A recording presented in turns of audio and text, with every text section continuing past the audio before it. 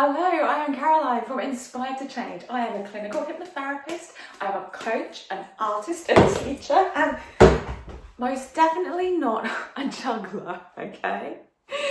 Now, over the past 6 years, I have made it my mission to empower others to take back control of their lives, to get unstuck, to find a way to thrive so that they can give the best of themselves to the world. And I do this by educating people about how their brain works and teach them how to get it working better for them. So why the juggling balls?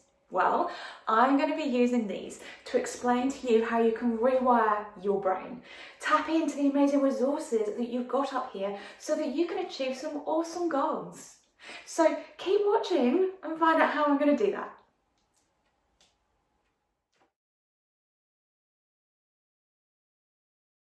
So welcome to week 3, and this week is all about the F in Rewire. And F stands for flow. Flow is where we find that sweet spot between boredom and fear. And why is this so important when we're looking at how we rewire our brain? Well, because this is where we learn the best.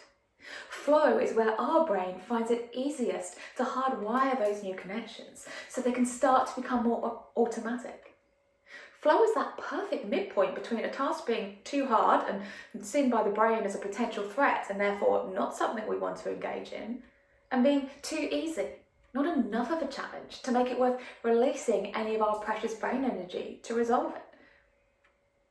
Now, talking about flow can seem a little bit wishy-washy when we're talking about neuroscience, but when I'm talking about flow, I'm talking about it as a psychological state with some key characteristics that define it. Firstly, flow is a state of high attention but low effort. So take my juggling, for example. It takes a lot of attention, but not really that much effort. I'm not trying to solve a complicated equation or run a marathon, but if my attention slips, those balls are going to hit the floor. Now, Steve Kotler, regarded as an expert in flow and ultimate performance, refers to it as a place where the task is hard enough to make us stretch, but not hard enough to make us snap. Now, there has been some research done to show that to trigger that flow state, the challenge you're undertaking needs to be about 4% greater than your skill. So not too much, but just enough. Flow is also defined by a low sense of awareness of yourself, of others, of time, or the whole world going on around you. When you're in that flow state, time just flies, doesn't it?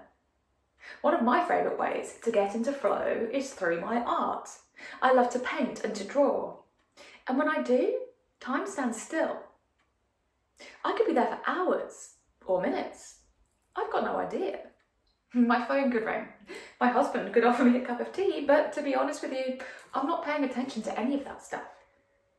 I'm always really careful if I'm painting to put an alarm on if there's something specific that I need to check on, like is dinner burning in the oven? Because when we're in that state of flow, nothing else matters, including all of those worries and fears that might have been going around our heads, causing us anxiety and distracting our attention. Another key defining aspect of flow is that you enjoy carrying out the task.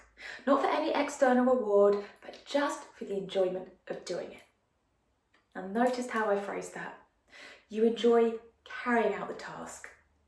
You're not necessarily doing it for any kind of specific reward. So take my drawing, for example. I love nothing better than to sit down with my notebook and a book and a pen and to draw. And I can draw for hours. It makes no difference to me if the drawing is good. If I end up sharing it with people or turning it into a card or framing it or gifting it to someone. Yes, I love seeing an image appear and take shape. It's great to see a drawing finished. But to be honest with you, that's just a byproduct that I decide what to do with afterwards. It's not the reason I'm doing it. I'm doing it because I'm enjoying carrying out the task. And there's another really interesting thing about this psychological state of flow.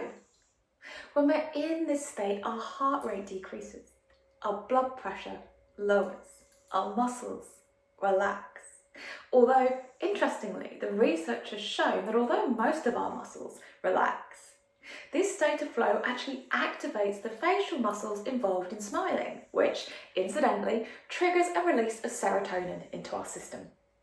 Serotonin is often referred to as one of our feel-good hormones, but of course it also helps us to think faster, more creatively, be better at problem solving, be better at taking in new information, storing it better, and retrieving it faster later on.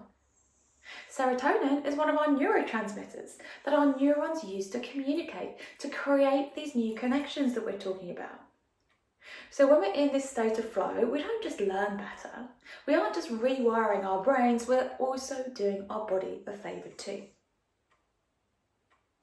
Now often when I'm working in my therapy room, finding this state of flow becomes part of the solution for my clients feeling better, especially if they're struggling with anxiety or low motivation. Identifying those moments in their week when they have been in that state of flow. What did it feel like? Not just during it, but after it too. Often people talk about that sense of clarity, a calm mind. They may even have moments of insight or eureka moments during or after their flow experience. And then we take a look at what triggered that state. What was it that got them into their brain's sweet spot? Was it drawing or colouring? Was it a Sudoku puzzle, gardening or writing? When we know what gets us into that state, we can actively give time to more of those activities, so we can increase that sense of physical, mental and emotional well-being that we get from being in that state. So the key to flow is to find an activity that engages and enthralls you. One that's a little bit of a stretch, but not too much. One that you enjoy doing just for the sake of doing it, where time stands still and the world stops turning as you truly drop into that state of flow. So how has flow been helping me with my juggling this week? Well, it's been really interesting for me to observe my progress this week. Now that my mastery of the skill of juggling has increased just a bit, I've noticed how I can be practicing for ages and not notice the time going by. Even if my practicing is hard, even when the balls are dropping to the floor a lot, I'm not getting frustrated or wanting to give up. I want to keep going because I'm enjoying the process. I'm enjoying being in that state of flow. It's only when Mark appears at the door to tell me it's dinner time that I realise quite how long I've been practicing. I'm also really interested in this link between the difficulty of the task and your current skill level. This 4% more difficult than your current ability that I spoke about earlier. Each time my skill level improves a bit, I want to go to the next level, that next slightly harder level. I'm already talking about what I'll do next when I can happily juggle 3 balls pretty consistently. I'm motivated to keep going by the anticipation of what is coming next. I can't wait to get there and importantly share it with my cheerleaders that we spoke about in the last lesson. And another thing that I have definitely noticed, you may notice this in a minute as well, is that when I was first juggling, the look on my face was really serious. I was really having to concentrate, okay? Now I'm noticing that when I'm practicing, I'm smiling too, which is a real indicator that flow is at play here. So shall we see how I'm getting on?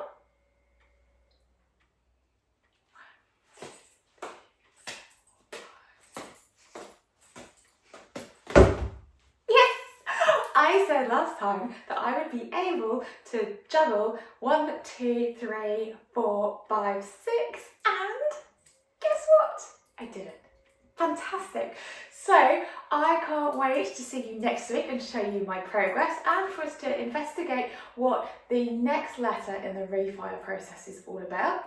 Do let me know how you are getting on with your Rewire project. Put your comments in below. Don't forget to subscribe so you get notifications of when the next video comes out. And I shall look forward to seeing you next week.